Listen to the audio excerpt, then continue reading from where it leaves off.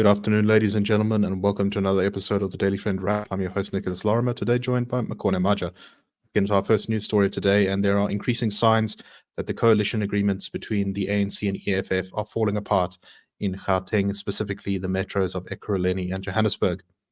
Since 2022, the ANC and EFF have been in an alliance to hold control of some of the country's most important metros in Gauteng, namely, like I said, Joburg and Ekurhuleni. And this relationship has been fraught with a lot of contest, particularly in Ekurhuleni, where the ANC there has been very unhappy with the arrangement.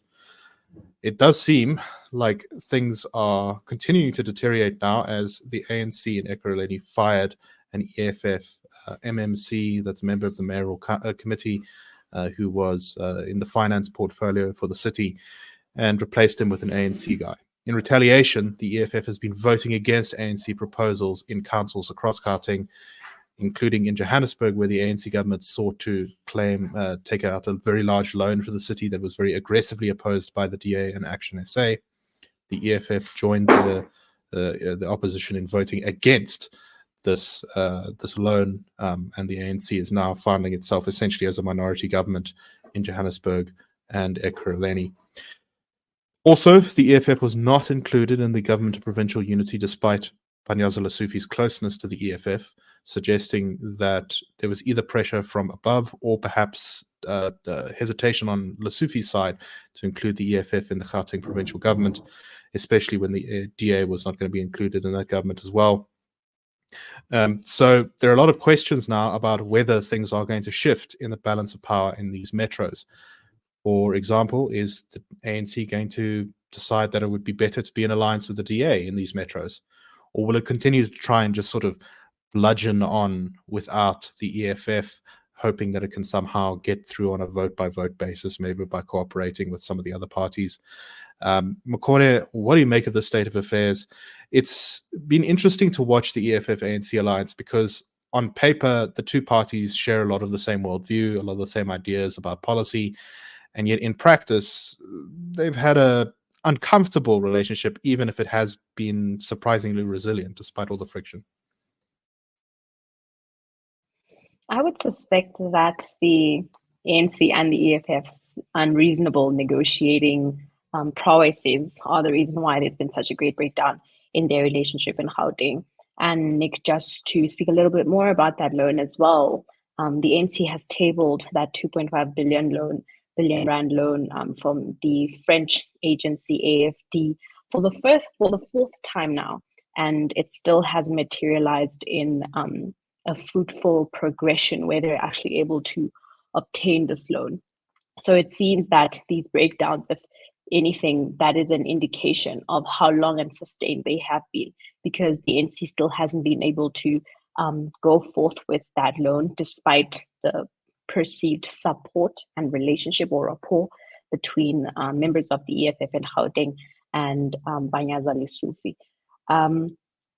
I think we had a little bit of a discussion about this as soon as the GNU was formed and even before, wondering how national politics would affect local government. And although this is still very much within the legislatures and the municipalities, not so much, but I think it's also giving us insights into what will happen when the local government elections roll about, because there's been a lot of rhetoric from the ANC about stability, and yet they're able to see how their relationships with some of the parties like the EFF hasn't really materialized in that stability. If anything, it's sort of halted the ANC and it's stopped it from being able to actually get things done, which you would think would be the sort of relationship the ANC and the DA would have, since their policy positions are such opposing forces. Well, that does remain to be seen.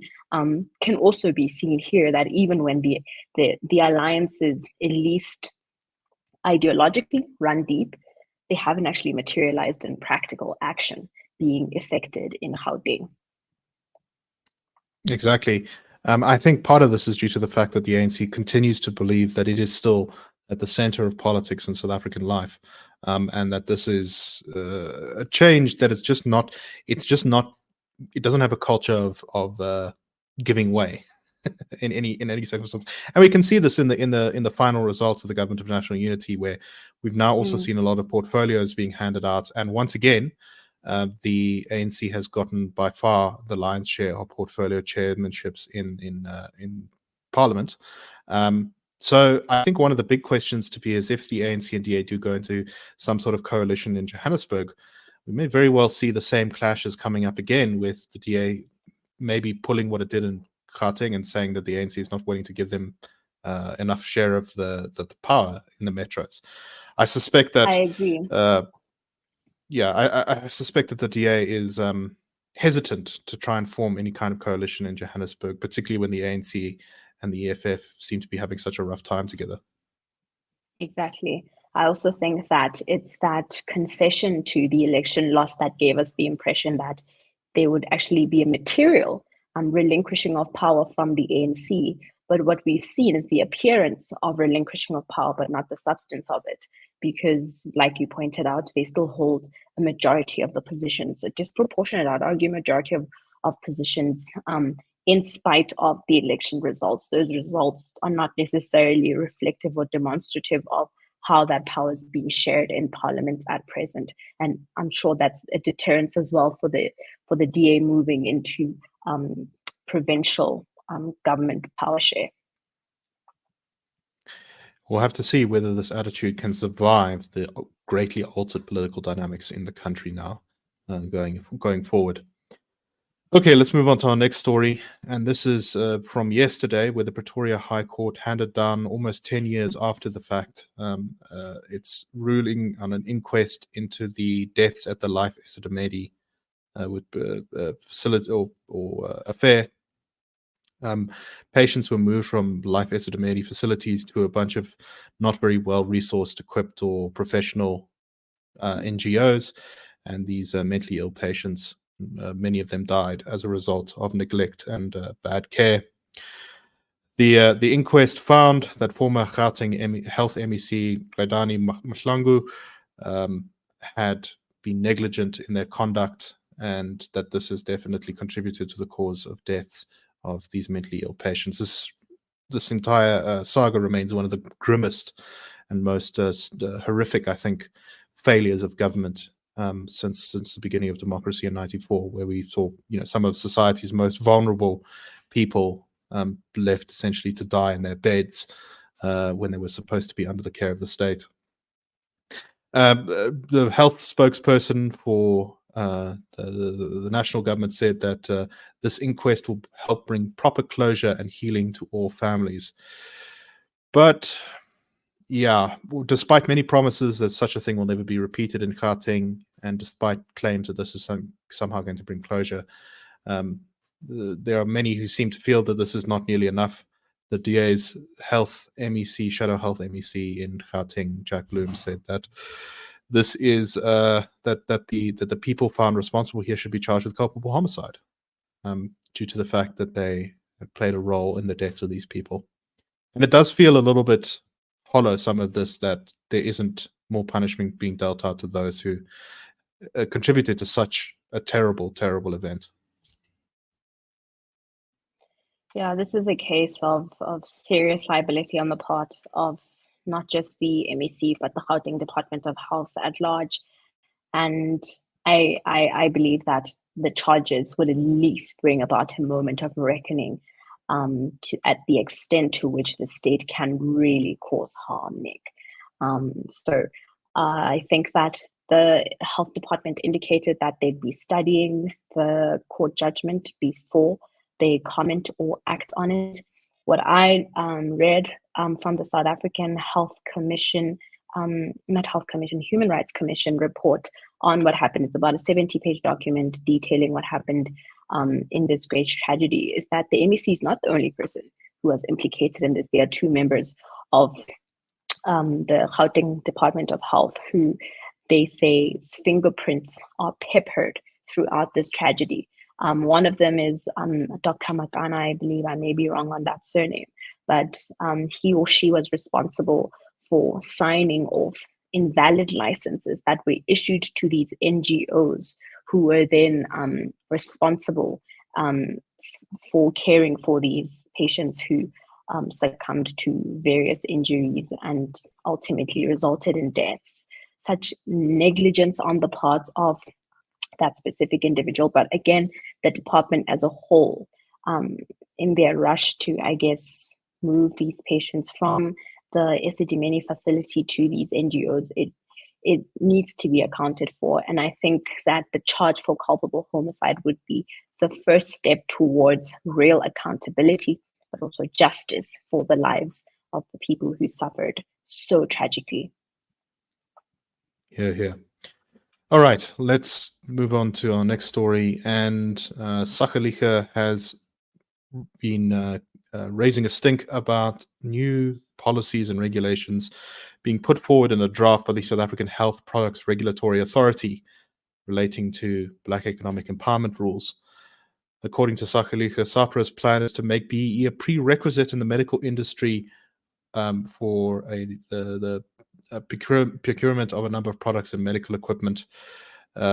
The end result of this is no doubt to be something on where we see essentially prices rise or availability be limited for access to a number of healthcare products in order to ensure BEE compliance. Makone, you recently wrote an opinion piece talking about Black economic empowerment being an important test of the government of national unity, and that rejecting some of the disastrous BEE policies of the last 20 years is a very important move that the government of national unity must at some point make if it's going to make real progress. Can you talk a little bit more about this? Yeah, so that's the article I titled "To Be or Not to Be." And in it, I basically just detail how BEE has resulted in a disproportionate amount of resources that should be dedicated to marginalized people, but has instead gone towards enriching the few elite in society, but also that need should be gauged by economic circumstances rather than race, because race is such an arbitrary, well, not with respect to South Africa's history, but race is not a good indicator of need. And that's why you have resources being distributed so in ways that are so out of sorts. And I think this is another way in which you see how these racial laws can be weaponized, because I'm pretty sure that patients in South Africa who care about cheap and affordable, but also accessible medication that is delivered on time, care more about all those factors that I've listed: efficiency, price, accessibility, availability, rather than whether the skin color rather of the person providing it is Black or white or otherwise. And so good on Sakalicha for taking this on. They've indicated that they'll also be litigating over this, but again, just shows you how we're focusing on issues that do not actually solve the problems that we have. If our issue is that medication is not affordable, then let's deal with the affordability question. But introducing BEE to that is there's no relationship between those two items, at least not to me. Exactly. As our colleague Herman Pretorius often says, this really is a great example of BEE not being Black economic empowerment, but actually being blatant elite enrichment. Because the only people are those already successful business people who are going to benefit from this kind of action, whereas people who can't afford medications, the poorest in our society, will be the ones to suffer as a result of this. So it's always something to keep in mind about who's actually benefiting from these policies, regardless of their intentions. All right. That is all the time we have for today. We hope you found the show interesting. That's a wrap.